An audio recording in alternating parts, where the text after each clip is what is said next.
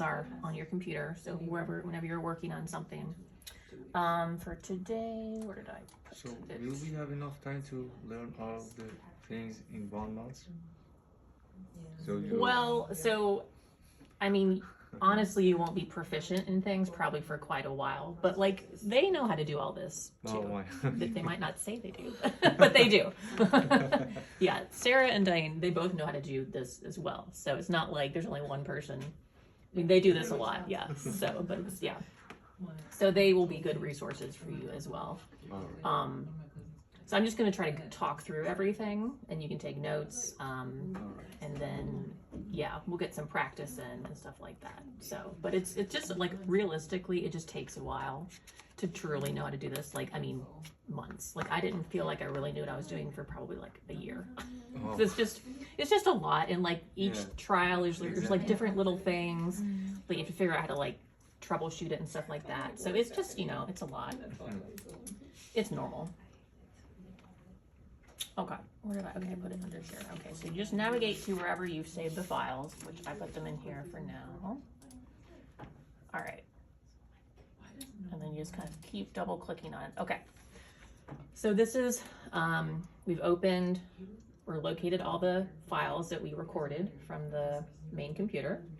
The first thing we do, as you might recall, is we need to put the template on it, the labeling skeleton. And we use this might be different for you. I don't know what you're gonna end up using, but in this group, we use the fall prevention template FLR because that includes the floor markers. So you click that. And then, oh, that's nice. It just automatically, so this should just be the subject ID, which is again, we do the date format. So that's May 20th, 2025. And then RB is first initial, last initial of the participant. And just save that. All right. And so now we can go into, I'll just quickly do the calibration trial. That's what we went over last time. So you double click on that. So you can see the force plate readings here, but we have not reconstructed yet, which is why you don't see any of the markers. So anytime if you open and you're like, there's no markers, you need to go up here and do reconstruct. So now we have our markers. Okay, and then you just go through and start labeling. So again, this is our set. So we go neck, ear, vertex, ear, shoulder, scapula, sacrum, shoulder, right greater trochanter, left, and then I always have to kind of swivel around just to make sure you label elbow, wrist, and then we go down the right leg. So right thigh, right knee, right lower leg, kind of like tibia. Ankle, heel, toe, left thigh, left knee. And again, it just automatically progresses down this list. So like, but if for some reason, if you label incorrectly, so if I accidentally clicked here, you can go back in the list and go back up and fix it like that. And then toe, heel. Okay. Now we have the flat marker, which since ignore that for now because we just use that in the treadmill. So then you can just go ahead to floor 1. Oh, and that's not up there. Okay, so here's, all right. So one thing we can also do is reconstruct with 2 cameras, and that makes it more sensitive, but the only problem is you're gonna have to go back and relabel that. So it might be good to check. I didn't realize that floor marker wasn't there. So on this computer, there's a special little reconstruct that says 2 cams. If you needed to do it manually, you can go into, let's see, let me remember, core processing, reconstruct, uncheck that for now. And it adds a reconstruct. And you can click on that, and then you can manually change the cameras down here. That's one way to do it. But luckily for us, Wendy set this up for us before she left, so you can just click that, and then, yeah, see, then it popped up. So using pretty much 2 cameras, what it means is, so the standard setting is in order to reconstruct, it's looking for every marker to be seen by at least 3 cameras. So that's kind of the default. But sometimes ones that are like far away or kind of hidden for some reason or another, it's better to do it with 2 cameras. it just makes it a little more sensitive, and then you can see it more frequently. So actually, I feel like for the most part, we've been doing 2 cameras in here, and it might even be the case that most of the computers are actually set to do 2 cameras. I can check that. But as you can see, that fixed it. But unfortunately, that means we have to go back and relabel, but I can do it fast because I've done this 5 billion times. Literally.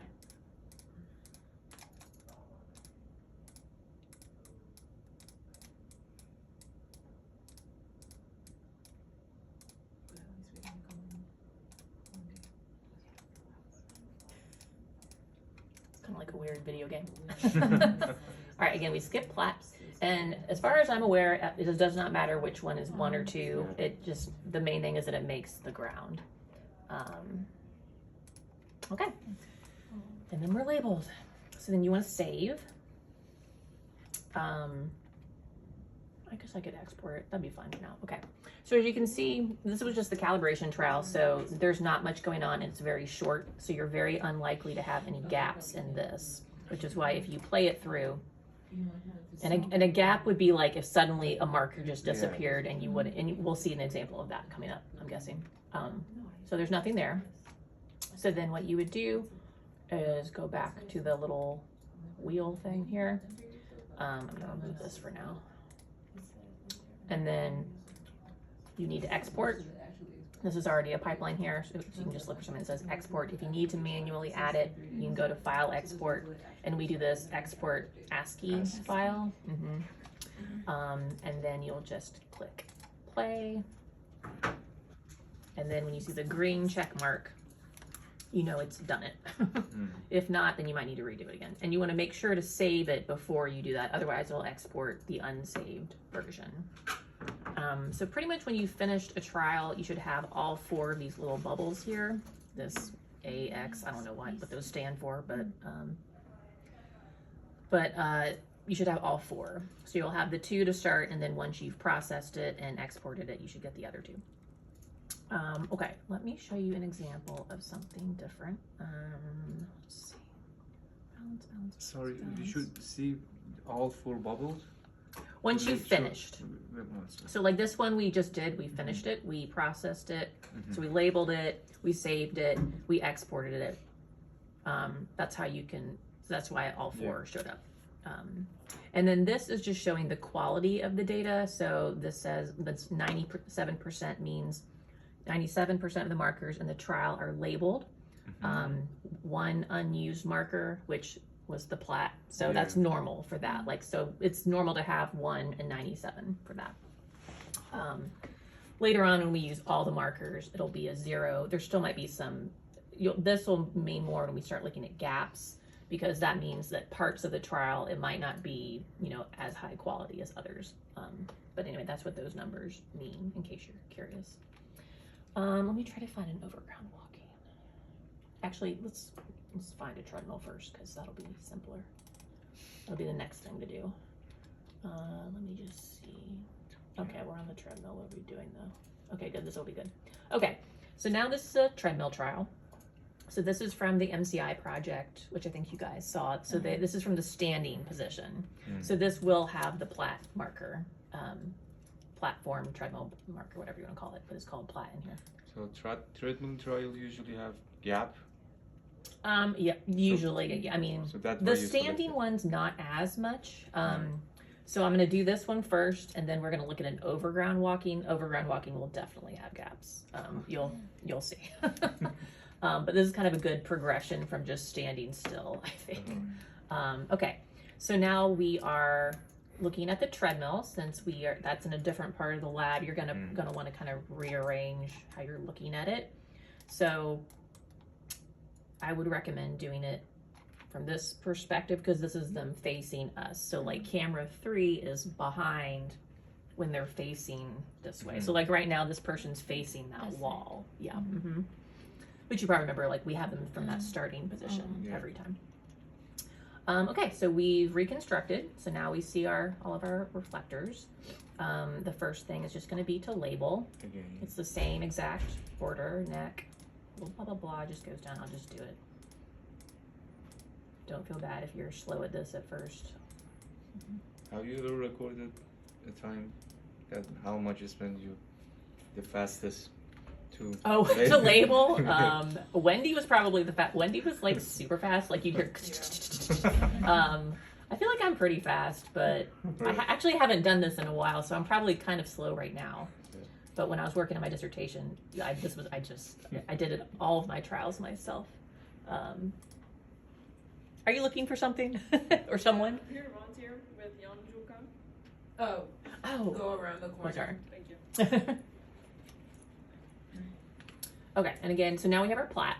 Yeah. So I already labeled that, but so you'll still have, these are the floor markers, but now we move them up onto the treadmill, so they just look kind of different, but they'll always be in a line there. Again, as far as I'm concerned, doesn't matter which one's which.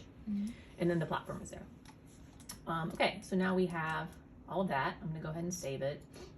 I don't know, I just save a lot in case it ever crashes, then you don't lose at least the labeling. Oh, well, this might be a good try. Okay, so the quality is good, so we might not have gaps for this. And sometimes these standing ones, because they don't move a whole lot, you might not have any gaps, and that's always a good thing. There are a few. Okay, there are 6 gaps. Okay, so now we have 0. So we used all the markers. 6 means there are 6 gaps, and then, but it still says that's good, but we need to address the gaps. So we can go ahead and look at that. So the gaps will show up here in this section here, and it'll tell you which marker is missing and how many gaps there are. Okay.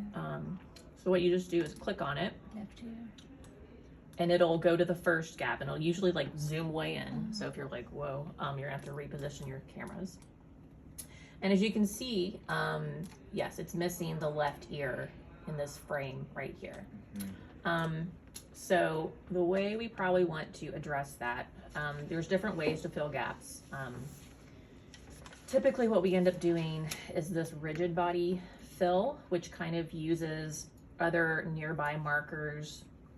So like since this is the ear, I'm probably gonna try to use the other head markers, and it kind of uses those from the other frames to approximate like where it probably is, since the cameras can't see it.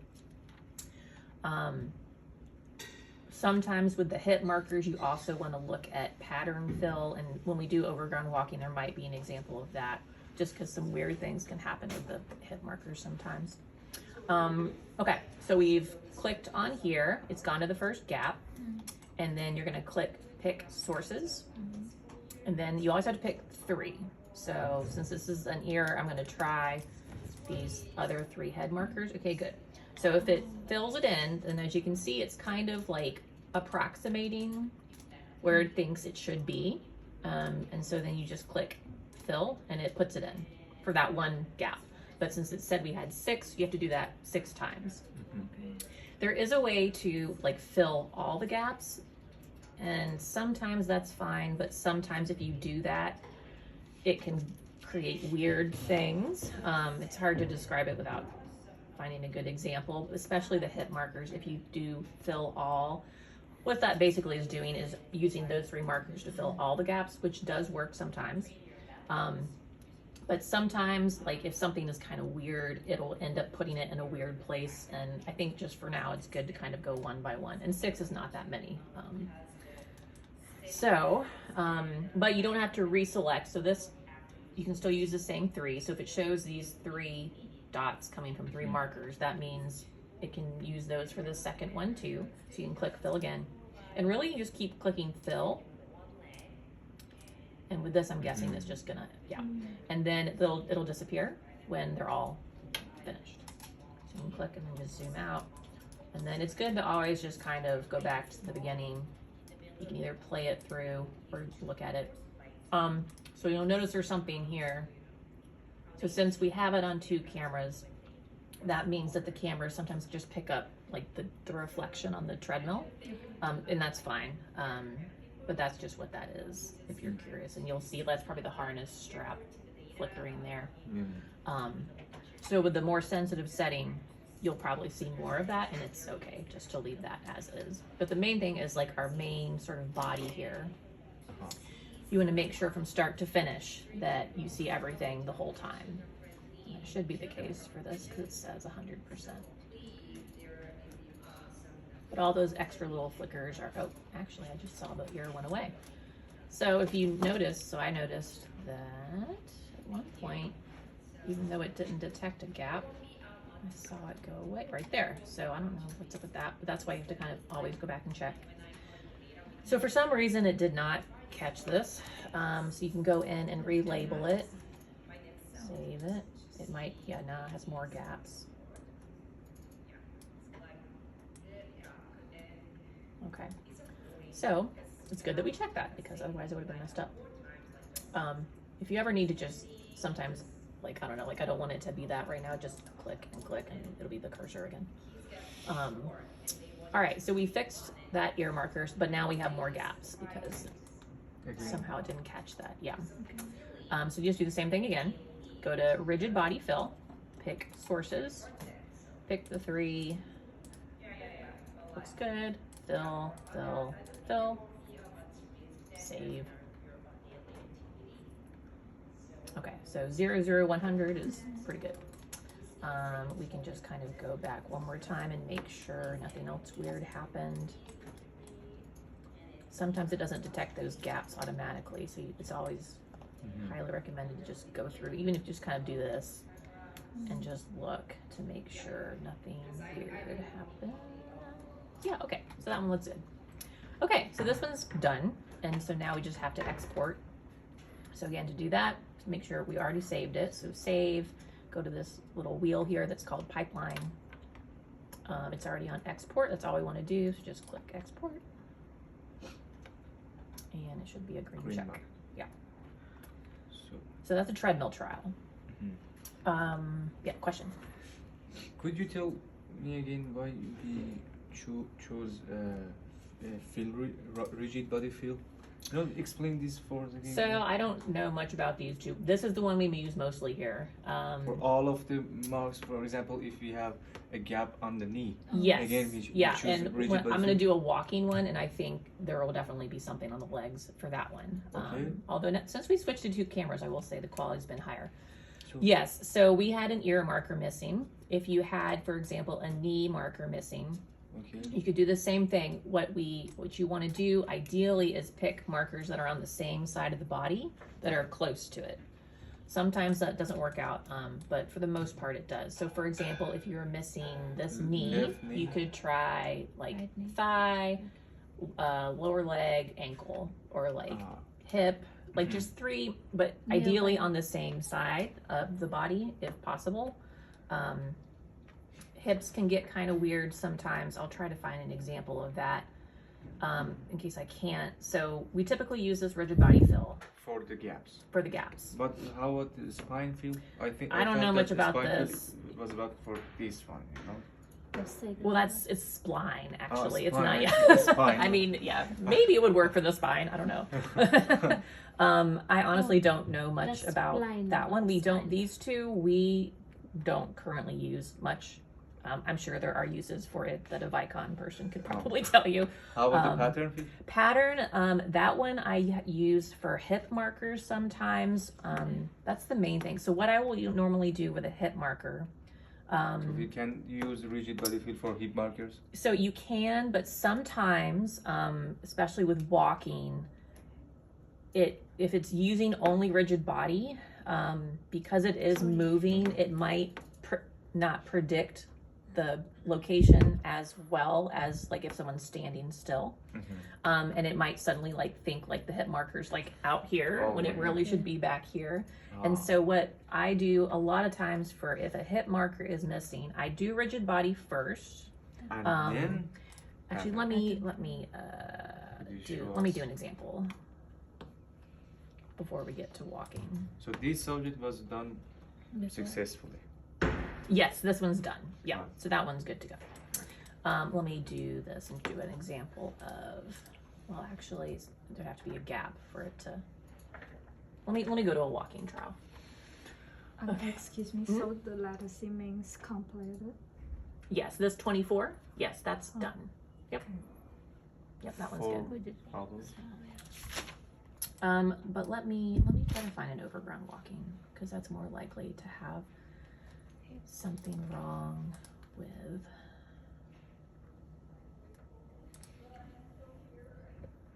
We don't have that camera counter, right? You might. I'd have to look at the settings on your computer. It's possible that the default has been changed. We had this guy from Vicon come back in January, and he like messed with a lot of stuff. I'm not sure. I'd have to look on your computer. But again, like I said, if it's not, you can always manually go change it also. In this here, reconstruct. And then just minimum cameras to start trajectories. You'll just want to either move that down or just type in 2. And then, but the thing is, then you'll have to, let me just show you this. Let me get out of this and go back in. Okay. So this has not been reconstructed. So let's say from the beginning, you don't have this 2 camera thing on your computer, but you want to reconstruct with 2 cameras. You want to have only reconstruct checked. So I've added this to here. So let me just, okay, so this was not here to begin with. If you go into the pipeline window here, under core processing, there's reconstruct. And to add that to the pipeline that you want to run on this trial, you have to double click it and it'll show up down here. And in order for it to run, there just needs to be a check mark here. I've unchecked export because we're not ready to export yet. We haven't done anything. And then to modify how many cameras it sees, you highlight reconstruct, and then down here, it's kind of the middle box. You can just type in 2. You can also like do that. And then you'll just run that. And so now it'll reconstruct with 2 cameras, this trial. You might have to do it that way on your computer. Again, I have to look and see what the setting is. But it's not that hard. Okay. So, okay, so now this is an overground walking. Let me see if there's any gaps. I'm guessing there are. Oh, okay, I think I see. Okay, yes, we'll have a gap on the hip at some point. Okay, so for all of our So how did you come to know? Because I didn't notice the gap. Oh, just I've looked at so many. So I was watching the 2 hit markers, and I see flickering, which means at some point it's gonna There's like disappear. bubble coming. It's like a bubble thing coming there. It's just like this will disappear for like a fraction. I can see it because I looked at so many. Like, see right there, it went away. So that means at some point there's going to be a gap for that hit marker, which is good because I want to find an example to show you the pattern fill, and that one actually too looks like. So both hit markers have a gap, yeah? I'm guessing yes, they will need to be the gaps will need to be filled for that. So for the walk-in trials, because all of them start kind of out of frame, if you might remember, we do walking trials here. They start to the side, and then we do say 3, 2, 1, go, and then they walk, and then we stop. Which means like they're at the beginning and the end, you're not gonna be able to see all the markers, and that's fine. Like we're kind of interested in what happens in the middle part. So to label, I would recommend just clicking somewhere where you can see everything, and then label from there.